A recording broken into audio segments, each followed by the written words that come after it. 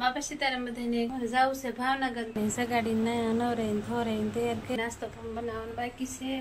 દિલથી દાયરન પેલા બાપા સીતારામ આવ્યા છે એક શ્રીમદના પ્રસંગમાં સમજો અમારો કુટુંબ પરિવાર કાકાને ઘરે જ હતો. પાછળ બે વેવાણી વાતો કર્યા છે.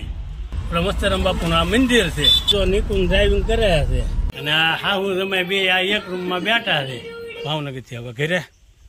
એટલે ફેક્સર જેવું છે એમ કીધું. પાટો બંધાવ્યો છે. અહીંયા તડ આવ્યું છે. અમારી વિડીયોને લાઈક શેર કોમેન્ટ ને સબસ્ક્રાઈબ કરતા રહેજો. બાપા સીતારામ. બાપા સીતારામ બધાને કેમ છો? તમે મજામાં તો છો? હું પણ મજામાં છું. આ નવા વિડીયોમાં તમારું સ્વાગત છે. માતાજી હરપળ ખુશ રાખે તમને બધાને શુભેચ્છા પાઠવું છું. આજ તો મારે જવું છે ભાવનગર પણ મોડું થઈ ગયું અને હજી નાસ્તા પાણી કરીને પછી અમારે જવું છે ભાવનગર. અમારા વેવાઈના ઘરે જવાનું છે એને ખબર કાઢવા એટલે સગાડીને નવરાઈને થોરાઈને તૈયાર કરી પછી જવું છે ભાવનગર. બહુ મોડું થઈ ગયું છે. નાસ્તો પણ બનાવવાનો બાકી છે. સકલાને તે ખિસકોલાને નાખવાનું બાકી છે. બધું બાકી છે. મોડું થઈ ગયું ગૌશાળા થઈ ત્યાં. દિલથી દાયરન પેલા બાપા સીતારામ ને નવા વિડીયોમાં તમારું સ્વાગત છે. હવારના ગુડ મોર્નિંગ, જય શ્રી કૃષ્ણ. કેમ છો બધા? મજામાં ને? મજામાં દઈશું ને આપણે જો મજામાં છીએ અને આવી ગયા છીએ આજ ભાવનગર સવારના.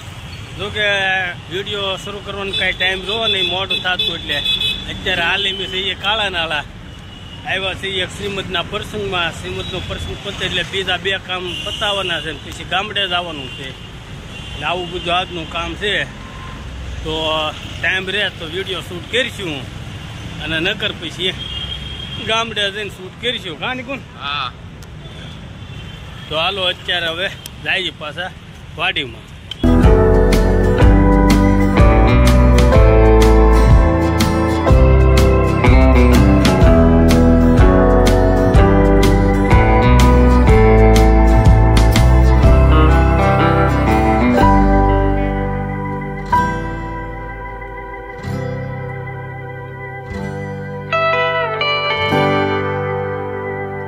તો જો અત્યારે શ્રીમદમાંથી કામ પતાવી નીકળી ગયા. અમારા કાકાને ઘરે જ હતું અને હવે જાય છે એમ અમારા વેવાઈના ઘરે.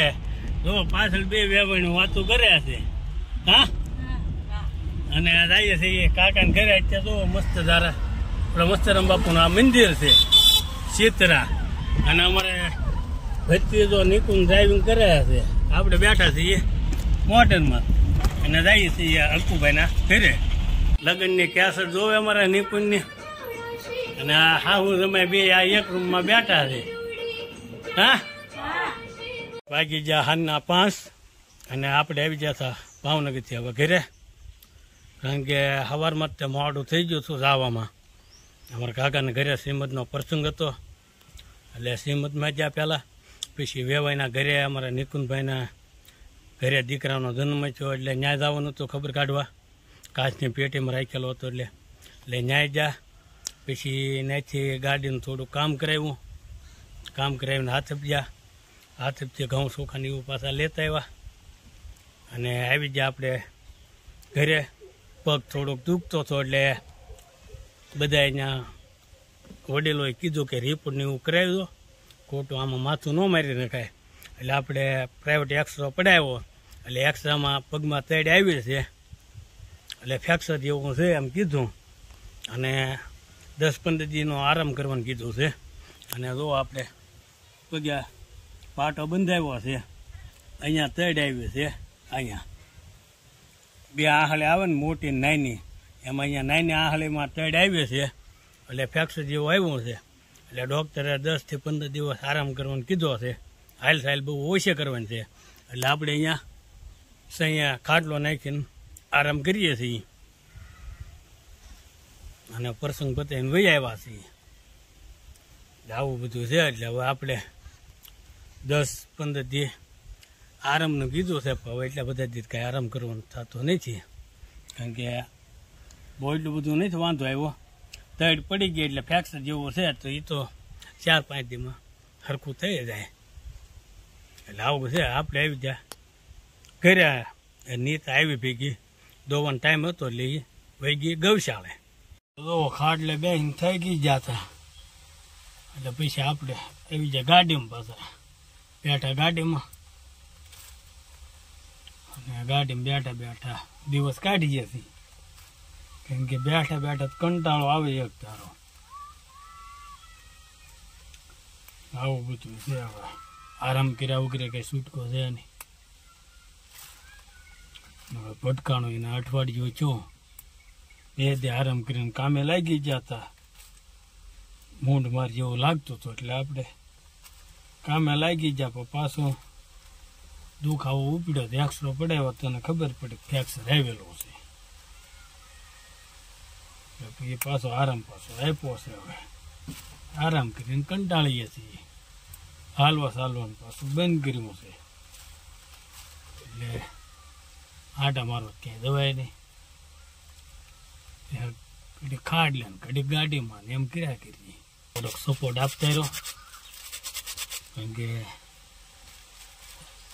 સબસ્ક્રાઈબ જે થોડી ઘણી ઘટ્યા છે વોચ ટાઈમ ઘટ્યા છે એટલે મિત્ર સર્કલમાં શેર કરતા રહ્યો સપોર્ટ આપતા રહ્યો બધા સબસ્ક્રાઈબ પૂરે થાય એટલે આપણે લાઈવ થઈશું અને વાતો કરીશું અને જે સપોર્ટને સાથ આપ્યો છે એનો આભાર વ્યક્ત કરીશું એની નામની યાદી આપણે કરેલી જ છે અત્યારે હાલ કોમેન્ટો આપે છે એ કોમેન્ટનો આપણે જવાબ નથી આપી શકતા પણ લાઈવ થાઈશું બધા સબસ્ક્રાઈબ પૂરી થાય પછી લાઈવ થાઈશું પછી આપણે એને કોમેન્ટનો જવાબ આપીશું આભાર વ્યક્ત કરીશું અને વાતો કરીશું અને ઇન્સ્ટાગ્રામ વાપરતા હોય તો ઇન્સ્ટાગ્રામમાં આપને ફોલો કરી દેજો આ જ નામની ઇન્સ્ટાગ્રામમાં આપણે આઈડી છે વિહોલનીતા વ્લોગ નામની અને ફેસબુકમાં તો 5000 ફ્રેન્ડની લિમિટ પૂરી થઈ ગઈ છે